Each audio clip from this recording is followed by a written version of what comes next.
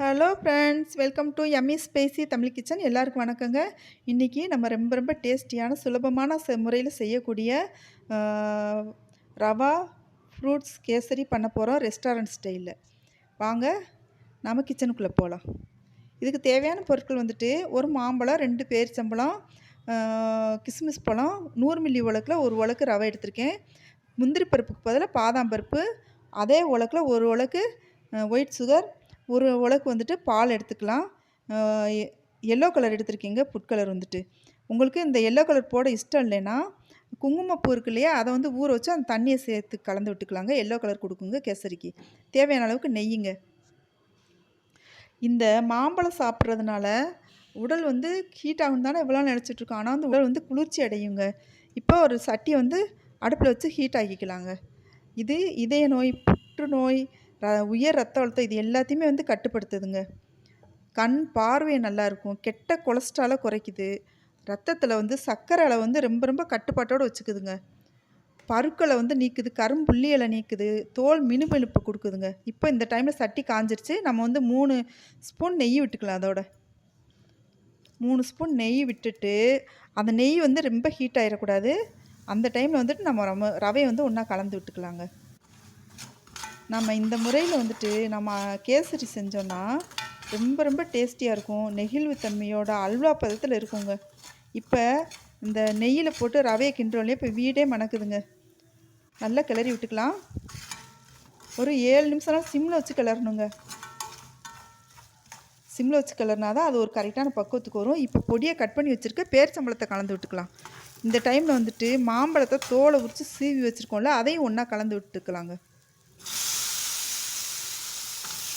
இந்த மாம்பழம் சாப்பிட்றதுனால மாரடைப்பு வராமல் தடுக்குதுங்க, நரம்பு தளர்ச்சியை கட்டுப்படுத்துது. இப்போ இந்த தண்ணி காய வச்சு வச்சுருக்கோம் இல்லையா, 2 உலக்கு, அதை இதோட ஒன்றா கலந்து விட்டுக்கலாங்க. கலந்து விட்டுட்டு இந்த டைமில் பால் ஊற்றிக்கலாம். இந்த பால் ஊற்றுறது வந்துட்டு ஒரு நல்ல ஒரு ரிச்னஸான ஒரு டேஸ்ட்டு கொடுக்கும் பாருங்கள் அந்த கேசரிக்கு. அவ்வளோ நல்லா இருக்குங்க. இப்போ நல்லா கிளறி விட்டுக்கலாங்க. இந்த டைமில் வந்துட்டு நம்ம ஒயிட் சுகர் எடுத்து வச்சுருக்கோம் இல்லையா, அதையும் இதோட கலந்து விட்டுக்கலாம். கட்டி விடாமல் நல்லா எல்லாத்தையுமே கலந்து விட்டுக்கலாங்க. இப்போ வந்து அந்த ஃபுட் கலர் எல்லோ கலர் வச்சுருக்கோம் இல்லையா, இதையும் கலந்து விட்டுக்கலாம். இப்போ பக்கத்தில் ஒரு பாத்திரத்தில் சட்டியை வச்சுட்டு பாதாம் பருப்பு தோல் உரித்து வச்சுருக்கோம் இல்லையா, பெரும்பாலும் பாதாம் பருப்பு வந்து தோல் உரிச்சிட்டு யூஸ் பண்ணுறதாங்க ரொம்ப நல்லது. கொஞ்சம் நேரம் ஊற வச்சாலே வந்துட்டு தோல் ஈஸியாக உரிக்க வந்துடுங்க. இந்த மாம்பழம் சாப்பிட்றதுனால கருப்பை பிரச்சனை எல்லாமே தீர்க்குங்க. இப்போ வந்து பாதாம் பருப்பையும் அந்த கிஸ்மிஸ் பழத்தையும் ஒன்றா கலந்து விட்டுக்கலாம். இப்போ அது வந்து கிஸ்மிஸ் பழமும் பாதாம் பருப்பும் நல்லா பொரிஞ்சு வரட்டும். இந்த டைமில் வந்துட்டு நல்லா பொரிஞ்சு வந்துருச்சு. இப்போ வந்து நம்ம கேசரியோட ஒன்றா கலந்துக்கலாங்க. இந்த மாம்பழம் சாப்பிட்றதுனால சிறுநீரக கற்கள் எல்லாமே கரையக்கூடிய தன்மை உள்ளதுங்க. நோய் எதிர்ப்பு சக்தி ரொம்ப ரொம்ப கிடைக்குங்க நம்மளுக்கு. இப்போ ரொம்ப ரொம்ப டேஸ்டியான யம்மியான கேசரி ரெடி ஆகிடுச்சு. ஒரு பிஞ்ச் உப்பு போட்டுக்கணும் எப்போவுமே. இப்போ வந்துட்டு நெய் விட்டுக்கலாம், 2 ஸ்பூன் நெய் விட்டுக்கலாம்.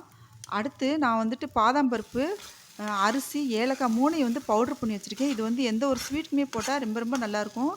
அது வந்துட்டு 1 ஸ்பூன் போட்டுக்கலாங்க. இப்போ இந்த ரெசிபி உங்களுக்கு பிடிச்சிருந்துச்சின்னா நம்ம சேனல் இது வரைக்கும் நீங்கள் சப்ஸ்கிரைப் பண்ணலைனாக்க சப்ஸ்கிரைப் பண்ணிக்கோங்க, லைக் பண்ணுங்கள், ஷேர் பண்ணுங்கள், கமெண்ட் பண்ணுங்கள். இப்போ கேசரி ரெடி ஆயிடுச்சு. தேங்க்யூ.